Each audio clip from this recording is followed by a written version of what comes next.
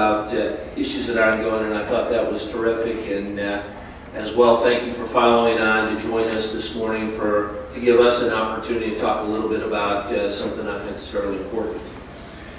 As you know, the 21st Century Partnership exists really for a single purpose, and that purpose is to enhance the military value of Robins Air Force Base.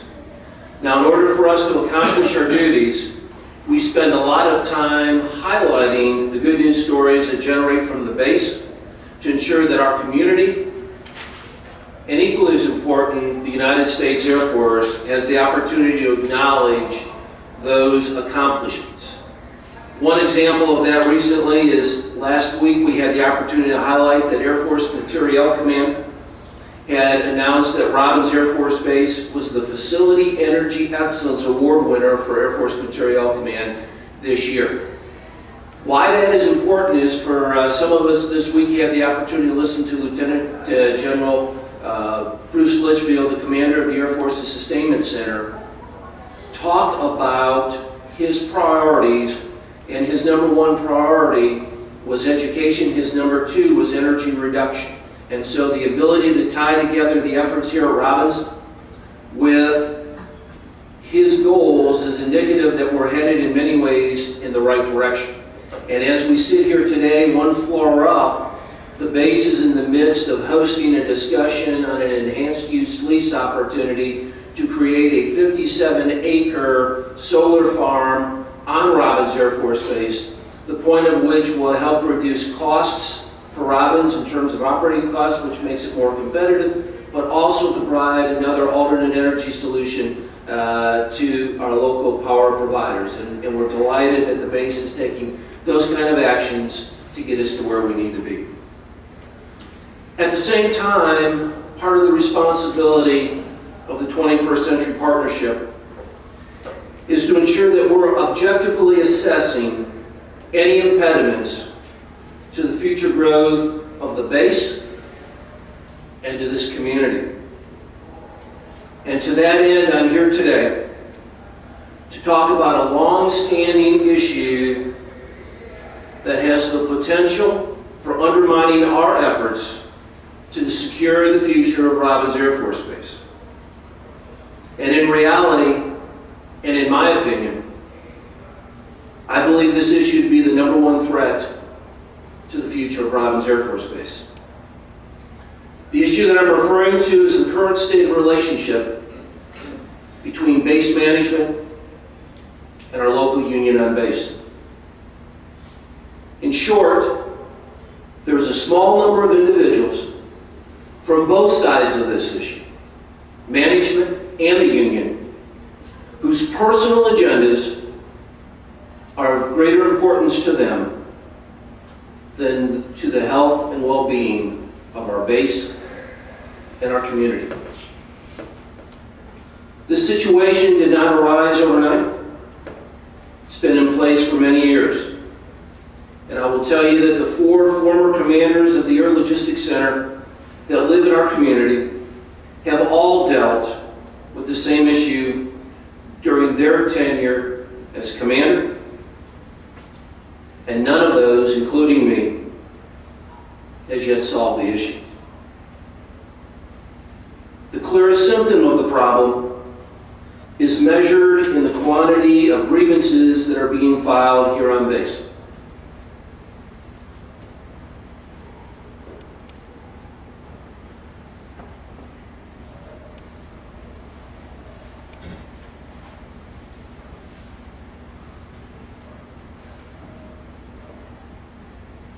This chart provides a comparison between our base and our sister bases in Oklahoma and Utah, and clearly illustrates the extent of the problem that we face.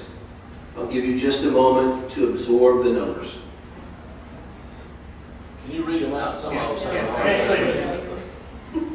Hate to admit it, When you look at fiscal year 12 grievances, the total within the sustainment center, the 3 bases in accumulation, was 580. Of those, 328 were here at Robins, 142 at Hill, 110 at Tinker. And these numbers should be 13 to date, not 12, I'm sorry.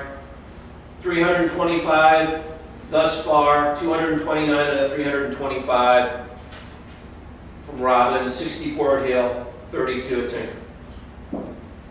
And the numbers go on. It gives you a sense of where we are with the data that we have.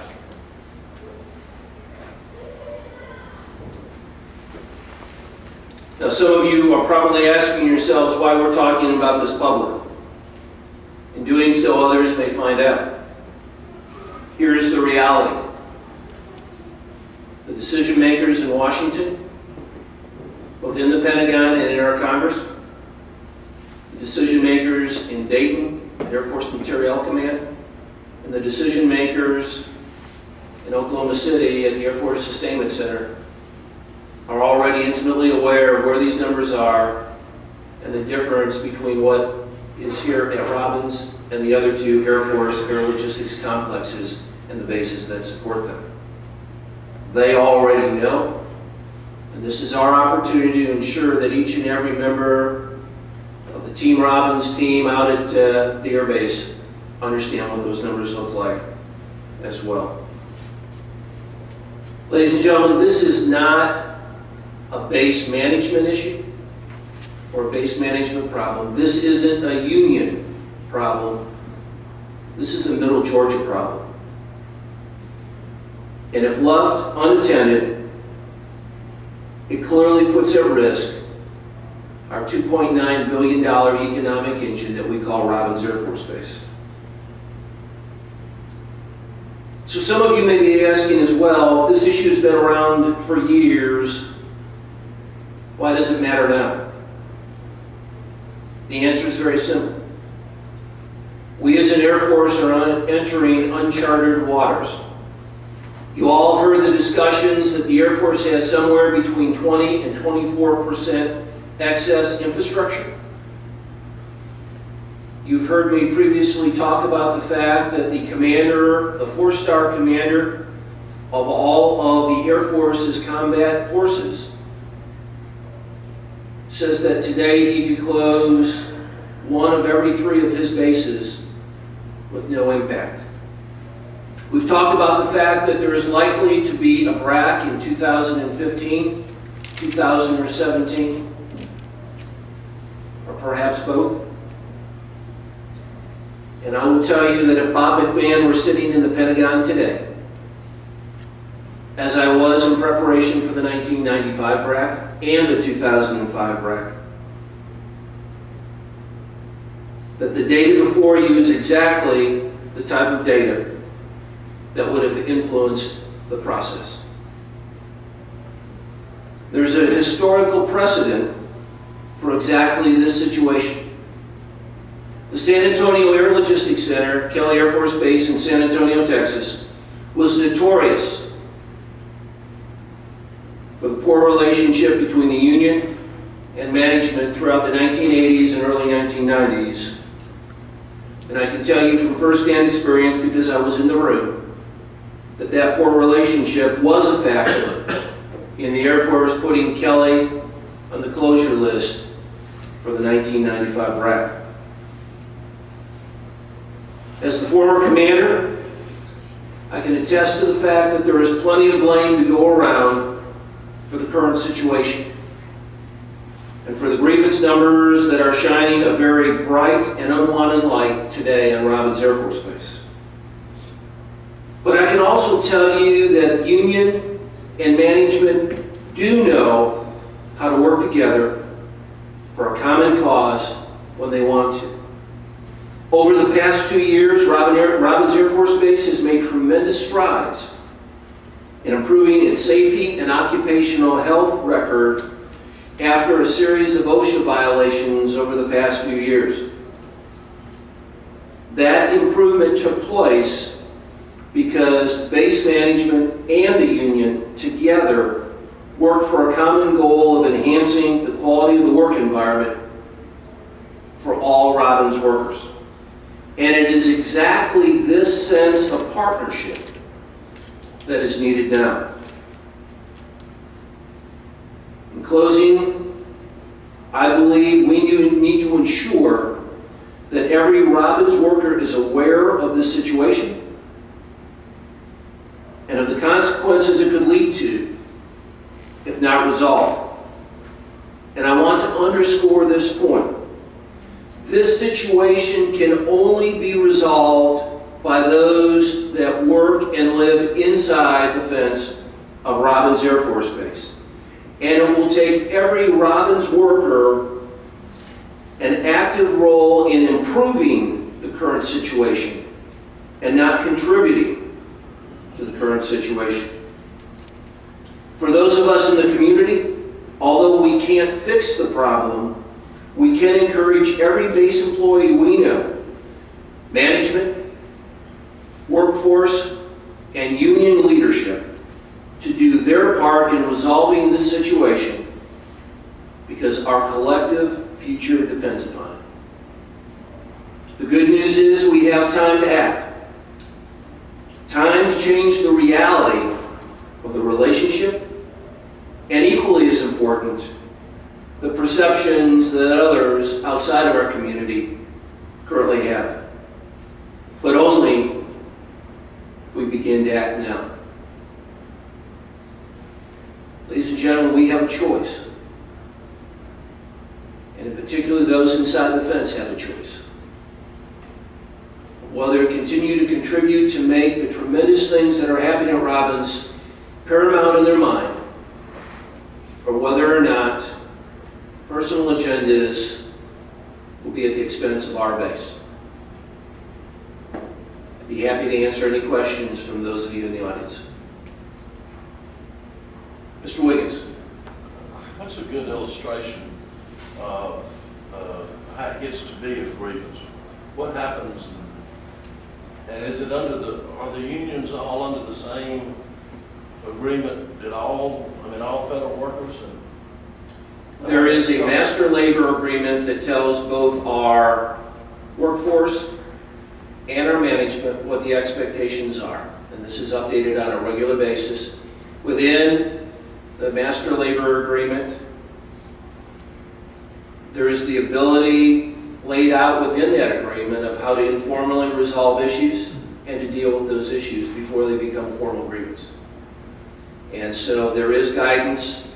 It doesn't have to be made up each and every time, and that guidance can be followed and should be followed by both sides. But there are opportunities before it becomes formalized for labor and management to resolve issues before it reaches the point of getting this kind of visibility.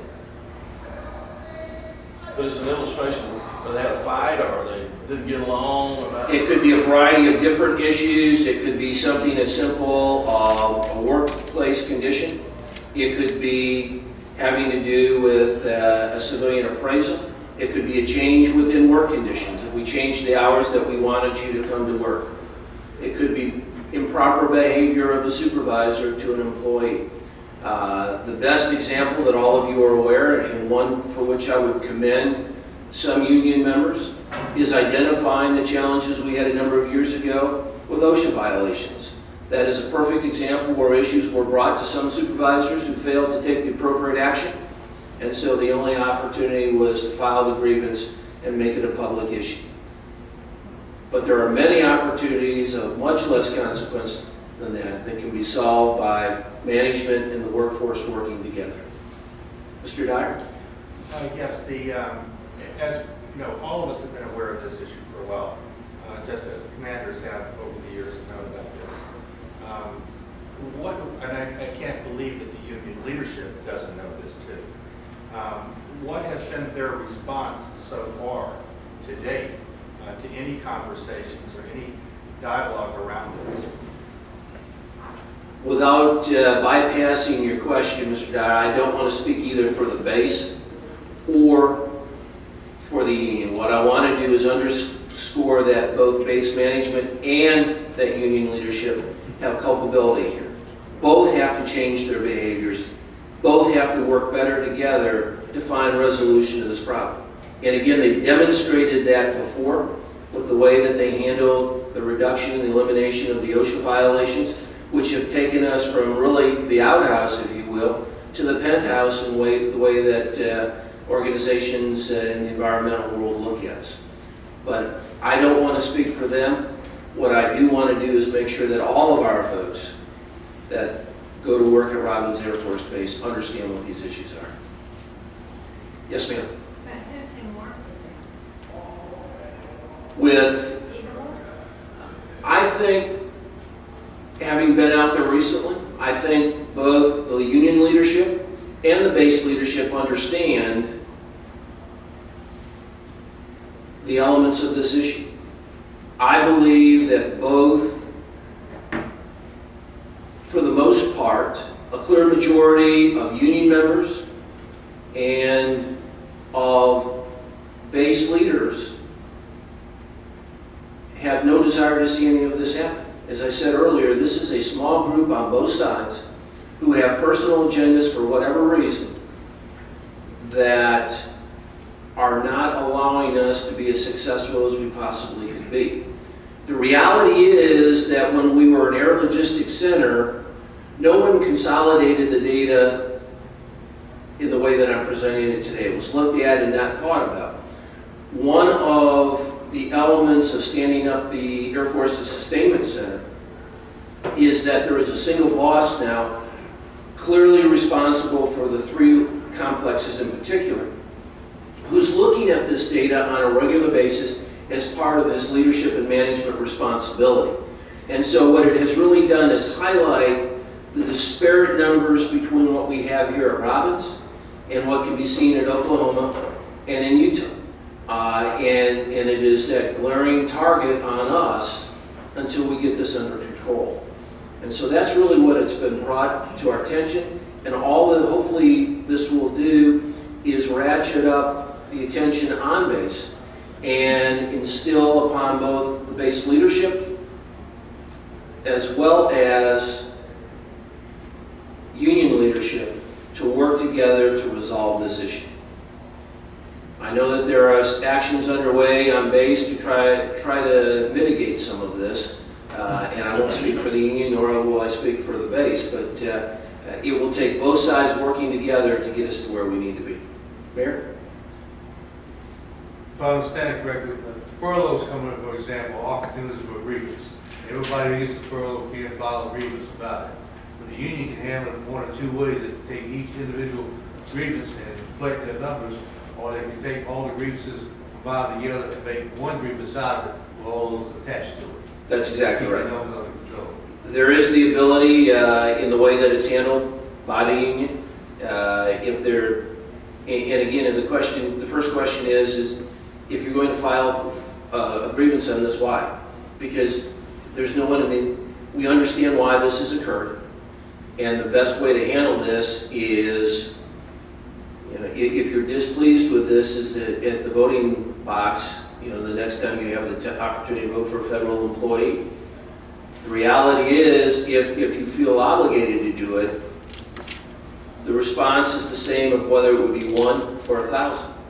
And so those are the type of things that by working together, if there's a need to do this, there are different ways to approach it. And the goal would be for us to create an environment where if there's a need for a statement, it can be done in a way that doesn't paint negatively for all of Robins Air Force Base. That's a great point. That's a great question. Thank you, sir. Yes, sir. How large is the union membership? Union membership, I think right now is probably in the 6,000 to 6,500 range. Same range as other places? Yes, sir. Yes, this is an apples-to-apples comparison to a relative sense in terms of the number of employees. All 3 bases have one contract they work under? One union agreement, and there is the ability to modify it to a small extent locally. But it's essentially a single master labor agreement that all of the Air Force Sustainment Center bases work under. Yes, sir. Sir, are those the dates? I know we've got a little. Yeah, I've got a glitch on my slide. I apologize to that. Can you share what the correct timeframes would be? We're looking at 12. See what, 10, 11, 12? No, it was 12, and it wasn't grievances. Those are, on the far end, we get into discussion on arbitration. So these two really should say arbitration. So this is 2013 grievances, this is arbitration and arbitration. My apologies on that, I did not catch that earlier. Mr. Barnes. Do non-union members or can non-union members file grievances? Yes, sir, they can. And off the top of my head, I can't tell you exactly what the process is of doing that in a formalized way. Obviously, supervisors are not represented by the master labor agreement, but a non-union employee can, and the union has the responsibility for representing all of the bargaining employees, whether or not they're a member of the union. Mr. Wiggins? In visiting with a lot of activities over here, invariably you run into a lot of people who have been stationed, military who've been stationed at these other two who come here are about to go there. What, isn't there some best practices that somebody's doing that they could bring and let share with us and show us what to do or how to do?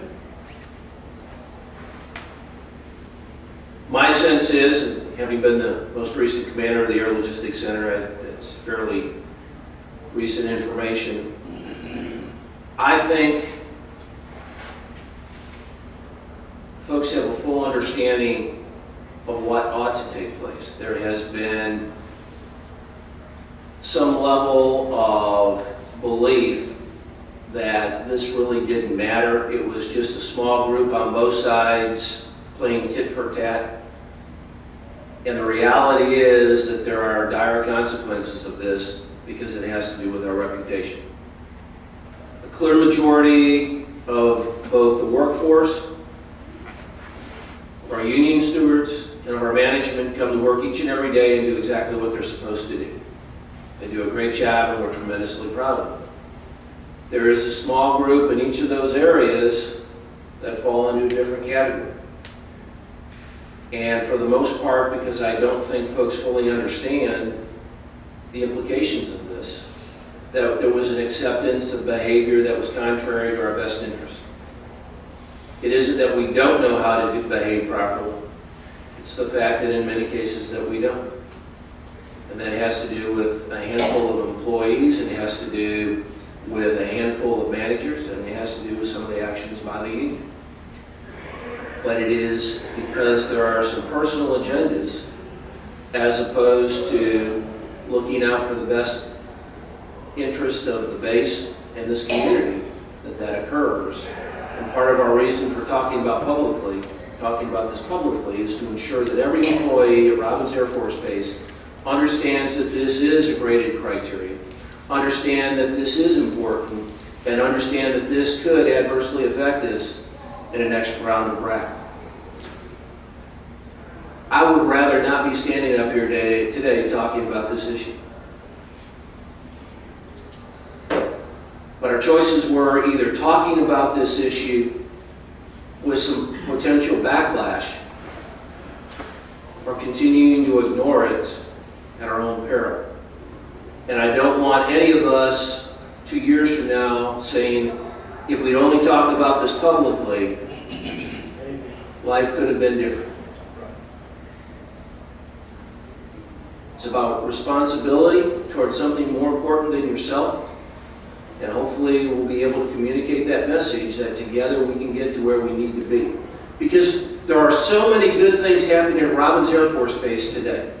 We sat and looked at much of the information with General Litchfield in an opportunity he gave us earlier this week with a number of retired folks from the community. Numbers were looking terrific. Lots of great news stories out there. But what those who are responsible for BRAC will look for are those discriminators. Those that are way off the game, they're gone already. And so what they're looking for are those minor discriminators, and this is one of them. And that's why we have the opportunity today to begin to do something about it, it can very quickly, but also must understand what the ultimate impact is, or could be, if we don't. Yes, sir.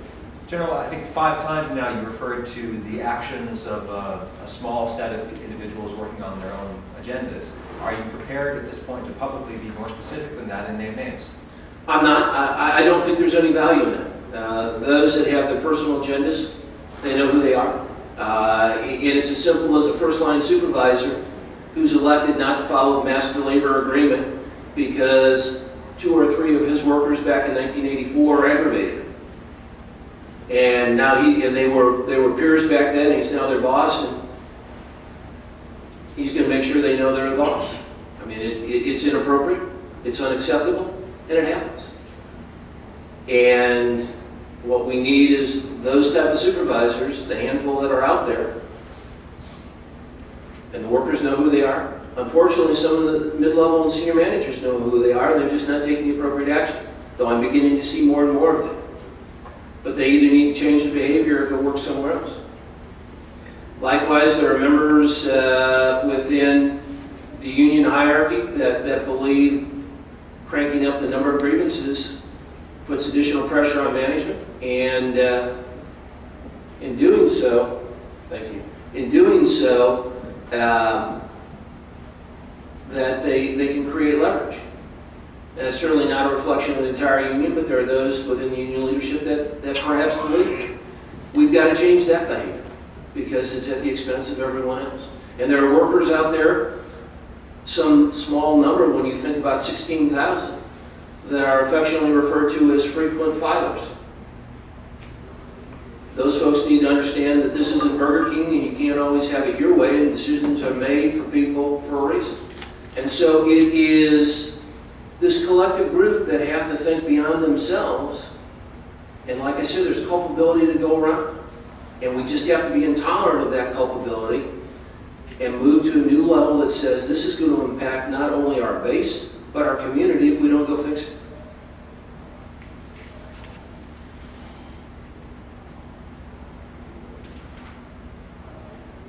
The categories across the top, my apologies, grievances. The first category is grievances in fiscal year 12. The second is arbitration in fiscal year 12. The third is grievances in fiscal year 13. And the 303 for across the entire sustainment center, 204 of which came from Robbins. In arbitration, 211, that's FY13 to date.